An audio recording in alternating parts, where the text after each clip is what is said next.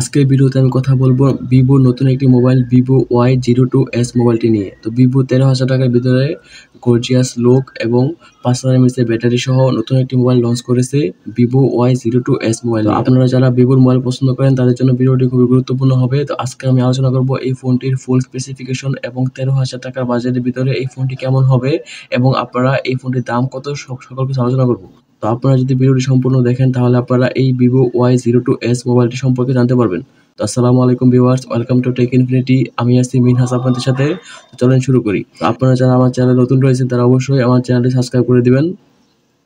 তো প্রথমে আমি আলোচনা করি এই ফোনটির ডিসপ্লে নিয়ে। তো এই ফোনের ডিসপ্লেতে রয়েছে 6.5 ইঞ্চির একটি IPS প্যানেল এবং এখানে রেজোলিউশন হচ্ছে 1600x720 এবং এটি একটি HD প্লাস ডিসপ্লে এবং এটি ফুল HD প্লাস নয়। তো এখানে রয়েছে LCD IPS প্যানেল এবং এখানে আপনারা মাল্টিটাচ অপশন পেয়ে যাবেন। তো এই ফোনের ডিসপ্লেতে যথেষ্ট ভালো, যেহেতু 6.5 ইঞ্চি ডিসপ্লে আপনারা এক হাত দিয়ে অনায়াসে ইউজ করতে পারবেন, দুই হাত লাগবে না। তো এই ফোনটি খুবই হ্যান্ডি হবে আশা করি। তো আপনারা যারা মিডিয়াম ফোন বা ছোটো ফোন পছন্দ করেন তাদের জন্য এই ফোনটি খুবই ভালো হবে। তো এখন আলোচনা করি এই ফোনটির ডিজাইন নিয়ে। তো এই ফোনের ডিজাইন বলতে গেলে পিছনে রয়েছে দুটি ক্যামেরা এবং ক্যামেরা বামগুলো খুবই সুন্দর লাগছে আমার কাছে এবং পিছনের ডিজাইনটাও খুবই সুন্দর, একটি ফ্ল্যাট ডিজাইন এবং সামনে রয়েছে ওয়াটার ড্রপ নচ। তো এই বাজেটে ওয়াটার ড্রপ নচটা আশা করা যেতেই পারে, কিন্তু বর্তমান সময়ে কিন্তু ওয়াটার ড্রপ নচটা অনেক আগের হয়ে গেছে, তাই আমার কাছে এটাও পছন্দ লাগছে। কিন্তু বাজেটের দিক বিবেচনা করলে ওয়াটার ড্রপ নচ ঠিকই আছে এবং সামনের চিনিগুলো যথেষ্ট ন্যারো রাখা হয়েছে এবং পিছনে রয়েছে ফ্ল্যাশ। তো এই ফোনে কিন্তু কোনো ফিঙ্গারপ্রিন্ট নেই, পিছনে কিন্তু কোনো ফিঙ্গারপ্রিন্টের অপশন নেই এবং পাওয়ার বাটনও ফিঙ্গারপ্রিন্ট নেই এবং এই ফোনে ওয়েট হচ্ছে 182 গ্রাম এবং পিছনে হচ্ছে প্লাস্টিক, পিছনে কিন্তু গ্লাস না, দেখতে কিন্তু মনে হয় যে গ্লাস, পিছনে প্লাস্টিক এবং সামনে গ্লাস এবং ফ্রেমগুলোও প্লাস্টিকের এবং এটি হচ্ছে 8.19 মিলিমিটার চওড়া এবং এই ফোনটির দুটি কালার রয়েছে, একটি হচ্ছে ফ্লোরিডা ব্ল্যাক এবং ভাইব্রেন্ট ব্লু, মানে হচ্ছে ব্লু কালার এবং ব্ল্যাক কালার, মানে হচ্ছে নীল এবং কালো কালার, দুটি কালার রয়েছে। তো এখন আলোচনা করি এই ফোনটির মেইন দিক, সেটা প্রসেসর। তো এই ফোনে রয়েছে Android 12 এবং এটি একটি অক্টাকোর প্রসেসর এবং এখানে রয়েছে Helio P35 প্রসেসর এবং চিপ হিসেবে রয়েছে মিডিয়াটেকের MT6765 একটি প্রসেসর এবং এখানে জিপিইউ রয়েছে অক্টাকোর এবং এই প্রসেসরটি 12 ন্যানোমিটারে তৈরি। তো এই ফোনের বাজেটের অনুযায়ী প্রসেসরটা মোটামুটি ভালোই, তেমন খারাপ না। তো আপনারা এই প্রসেসর দিয়ে মোটামুটি মিডিয়া কনজিউমিং এবং টুকটাক গেমিং করতে পারবেন, সমস্যা হবে না। কিন্তু আপনারা এই ফোনটি দিয়ে কোনোভাবেই কোনো হাই গেম যেমন PUBG, free fire, call of duty সহ যে কোনো গেম খেলতে পারবেন না। তো আপনারা মানে মিডিয়াম লেভেল যে গেমগুলো রয়েছে যেমন রেসিং গেম এবং টুকটাক যেগুলো গেম রয়েছে সেগুলো খেলতে পারবেন এবং মোটামুটি আপনারা মিডিয়া কনজিউমিং মানে ডেইলি কাজগুলো করতে পারবেন। তো আপনারা কোনোভাবেই এই ফোনটি দিয়ে হাইলি গেমিং বা যারা গেমিং রয়েছেন গেমার তারা কিন্তু এই ফোনটি কিনবেন না, ঠিক আছে? তো আপনারা যারা মানে রেগুলার ইউজ করেন, নর্মাল ইউজ করেন, তারা এই ফোনটি কিনতে পারেন বা আপনাদের সেকেন্ডারি ফোন হিসেবে ইউজ করতে পারেন। তো মোটামুটি বাজেটের মধ্যে এই ফোনটির প্রসেসরটা যথেষ্ট ভালো রয়েছে। তো এখন আলোচনা করি এই ফোনটির ক্যামেরা নিয়ে। তো পিছনে রয়েছে 8 মেগাপিক্সেলের ক্যামেরা, যেটি 2.0 অ্যাপারচারের এবং রেজোলিউশন হচ্ছে 3264x2448 এবং আপনারা এখানে ভিডিও রেকর্ড করতে পারবেন 1080p মানে HD প্লাস ভিডিও রেকর্ড করতে পারবেন এবং 720 পিক্সেলও ভিডিও রেকর্ড করতে পারবেন এবং 30 fps এ। তো ক্যামেরা পিছনে দুটি ক্যামেরা রয়েছে, ঠিক আছে? তো দুটি ক্যামেরা দিয়ে আপনারা ভালোই ক্যামেরা ছবি তুলতে পারবেন, সমস্যা হবে না এবং মোটামুটি এই ফোনটার লুকস কিন্তু আমার কাছে যথেষ্ট ভালো। আমি আগেও বলেছি এই ফোনটি দেখতে খুবই চমৎকার, পিছনের ক্যামেরাগুলো খুবই সুন্দর, দেখলে মনে হয় না যে এই ফোনটির দাম এত কম।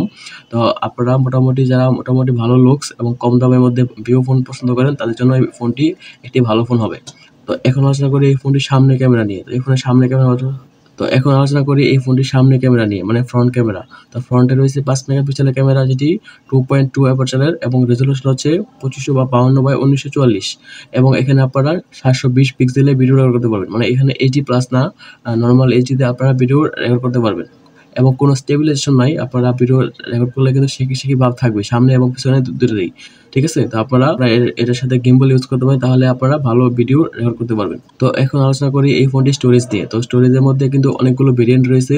তো আপনারা এখান থেকে 3GB র্যাম এবং 32GB রোম পেয়ে যাবেন এবং আপনারা এখানে ভার্চুয়াল র্যামটাও পেয়ে যাবেন, মানে 3GB পর্যন্ত ভার্চুয়াল র্যাম পেয়ে যাবেন, ঠিক আছে? তো এই ফোনে কিন্তু আপনারা দুটি সিমের পাশাপাশি আপনারা মেমোরি কার্ডও ইউজ করতে পারবেন, তাই আপনারা অবশ্যই মেমোরি বাড়াতে পারবেন, সমস্যা নাই।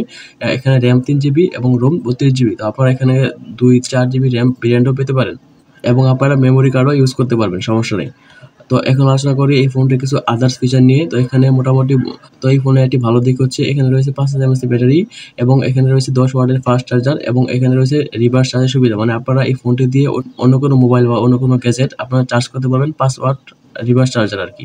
এবং এই ফোনটি 4G 2G 3G সাপোর্ট করে এবং এখানে রয়েছে USB টাইপ সি এবং 3.5 মিলিমিটার অডিও জ্যাক। তো এই ফোনের আমার কাছে ভালো লাগছে হচ্ছে এখানে রয়েছে 5000 mAh ব্যাটারি এবং এই ফোনটি দেখতে খুবই চমৎকার এবং এই ফোনের লুক গর্জিয়াস এবং যারা ভিভো ফোন পছন্দ করেন এবং বাজেটটাও খুবই কম। এই ফোনের প্রাইস হচ্ছে 12,599 টাকা, মানে 13,000 টাকা।